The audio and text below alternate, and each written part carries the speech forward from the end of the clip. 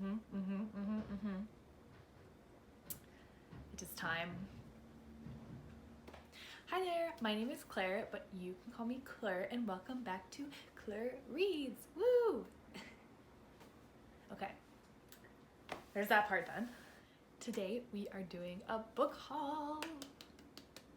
Since quarantine started, I've really been trying not to buy books because I have so many books that I already own that I haven't read.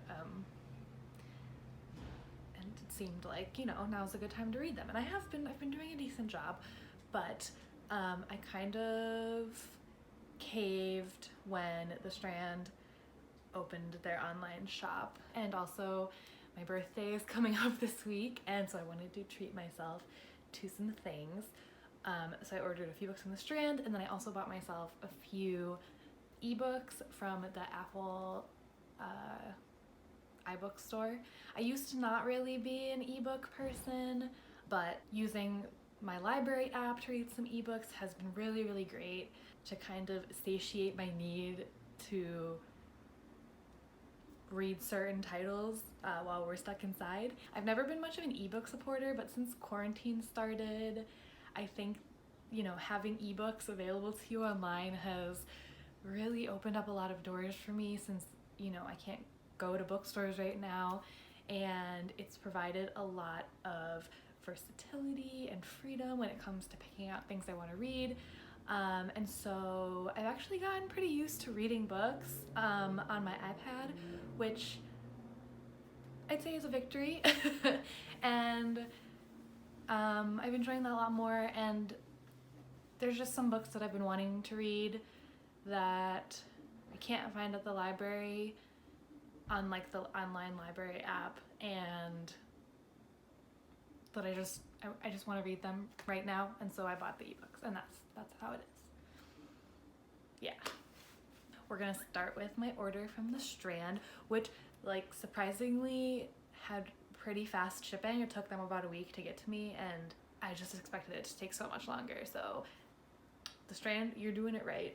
The first book that I ordered is The Girl from the Other Side Volume 2, which is the sequel to the first one that I shared in my comic book graphic novel collection video, and I'm really, really excited to keep going deeper and deeper into this story. This story takes place in a world where there's the outside and the inside, and the inside is where humans live and they're safe, and the outside is full of monsters and demons and scary things, and the premise is if you are touched by an outsider, you become an outsider. And the story follows a little girl who's being taken care of by an outsider, and despite the fact that he looks like a monster, he has good intentions and he wants to keep her safe.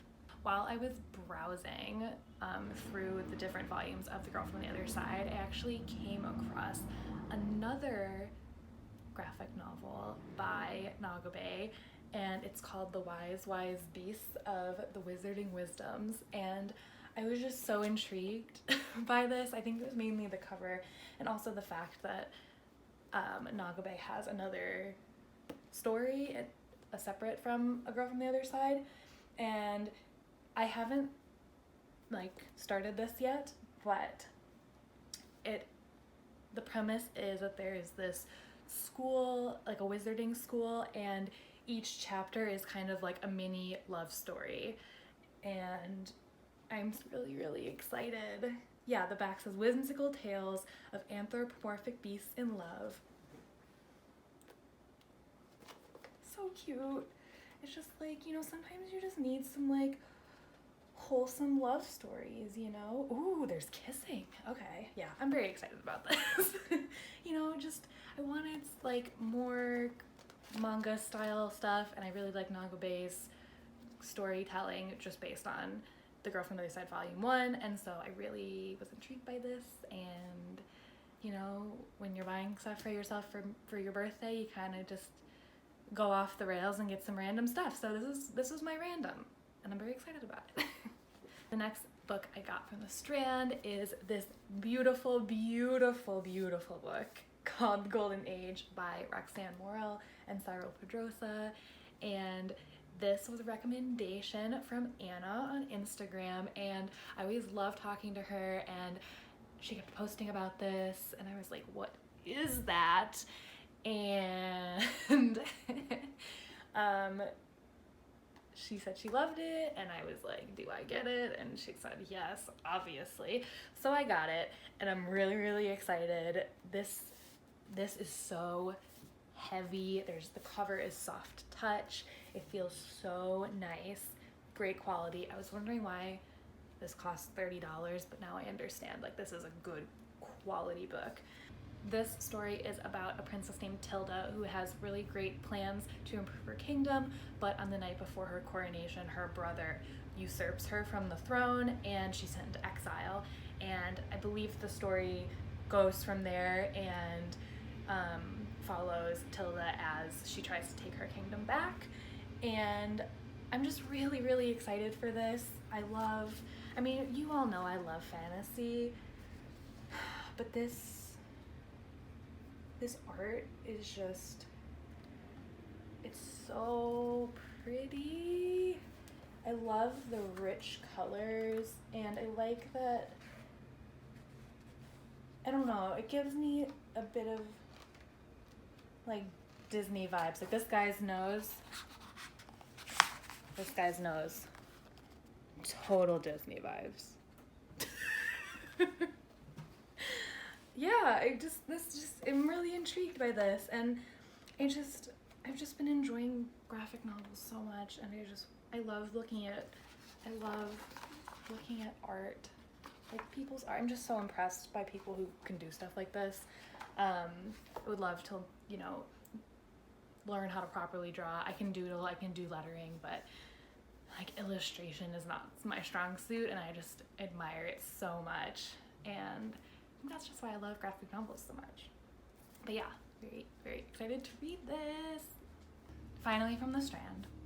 We all knew it was coming, at least if you watch my other videos, I hope you would know that, but it's just this.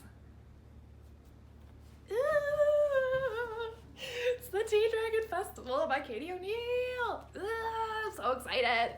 This is the sequel to the Tea Dragon Society, which is like one of the cutest things I've ever read in my whole life, and it took me way too long to get the sequel, but now I have it in my hands and I am so excited to read it. Ooh. On the back of the book, it says gentle fantasy, and that's the perfect way to describe this. This is literally like a gentle, wholesome fantasy that just like gives you a hug. That's what I love about Katie O'Neill. The sequel follows a character named Rin, and they've grown up in a world with tea dragons. They're very like familiar with tea dragons, but I believe they come across a real dragon in this book, and that sounds really exciting. I'm really, really looking forward to getting into this. And I also just did like some leafing in the front and the back ends, and I believe there's sign language in here. I think one of the characters is deaf, and I just think it's just so great that Katie O'Neill like is using these books as an opportunity to educate people on things, or include people. This, all of her stories are very diverse, but adding like an element like sign language in here, I just think it's really, really great. And like obviously these stories are made for kids, and I'm just an adult reading them, but if I was a kid reading about this, that would just be such a game changer. It would be so, so cool to learn about this kind of stuff.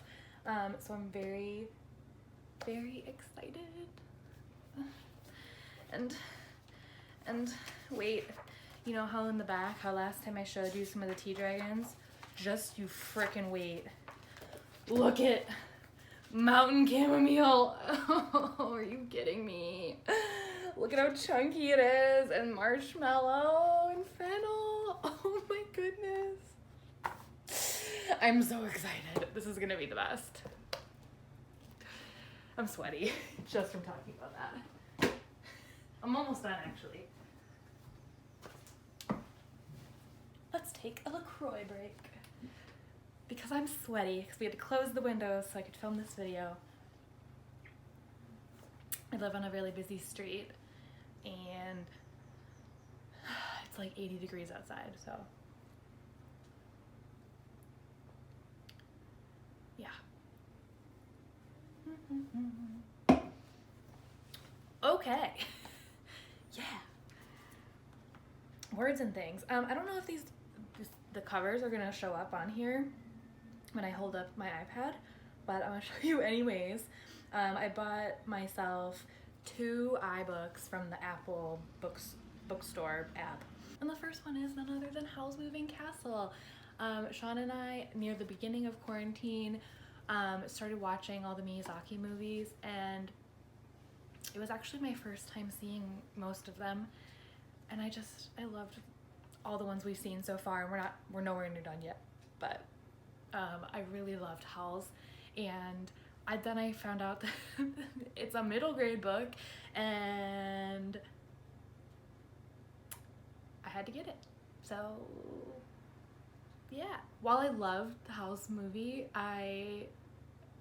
it was also kind of confusing, and I'm hoping the book kind of like weaves things together in a more coherent way that makes more sense. Also, it's a series. I don't know if like the second and the third book even like follow the first book, or like the first movie, if we're talking like, you know, in terms of the animated movie. But like, if there's more to the story, I want to know what happens. Like, so very excited. I'm very sweaty. For those of you who don't know, this story is about a girl named Sophie who crosses paths with an evil witch who puts an enchantment on her that turns her into an old woman, and she runs away from home and in order to figure out how to break this curse, and finds herself turning to this mysterious wizard named Hal who lives in this extraordinary moving castle that's very like mechanical and magical. And while she's seeking ways to break this curse, she grows closer to Hal and learns more about him than meets the eye, and learns a lot about herself as well. And I just think I've only seen the movie obviously, but it was so good. It's so heartwarming and enchanting, and yeah. Well, the next book I picked up from the iBookstore is The Diviners by Libba Bray, and this is a series that I have always wanted to read and just never have gotten around to it, and it just, for some reason, it keeps escaping my mind, but then it always kind of weaves its way back into my peripheral vision, and I finally bought it, and I'm really excited to read it. The story takes place in the 20s in New York City, and it's about this girl named Evie who has a mystical ability, and she gets involved, I believe, in solving a murder case. And I love mystery, especially when it like is woven with like magic and fantasy. Obviously, I love the New York City setting, like the 20s. Iconic. So I'm just really excited for this, and I think it's gonna be really cool. I've heard really good things about it, and I'm really excited to dive in. Yeah. So that is everything I bought myself, and I'm really looking forward to picking each one up and taking some time to read all of them. And is anyone else just like sick of quarantine? I need to go to a bookstore. I'm obviously going to wait and take as many precautions as possible once bookstores are open, but I know I'm not going to go to one anytime soon, but a girl can dream, because I miss the Strand, I miss Books Are Magic, I miss Astoria Bookshop, I miss Kinokuniya, I miss everything. I miss so many bookstores, and it's just browsing isn't the same anymore. Browsing online is not fun the way browsing in a store is, and I love touching things. Obviously, you know, life has changed and there will be no bookstores and no touching anytime soon, but I really look forward to that day when I can go into a bookstore again, because I think going into a bookstore is one of the most special experiences. I'm sad. I hope you enjoyed watching this video. If you did, please like and or subscribe. You know, there's like 21 of us. Well, there should be like 30 of us, don't you think? And if you've picked up any books recently, tell me down below in the comments, and I look forward to seeing you in the next video.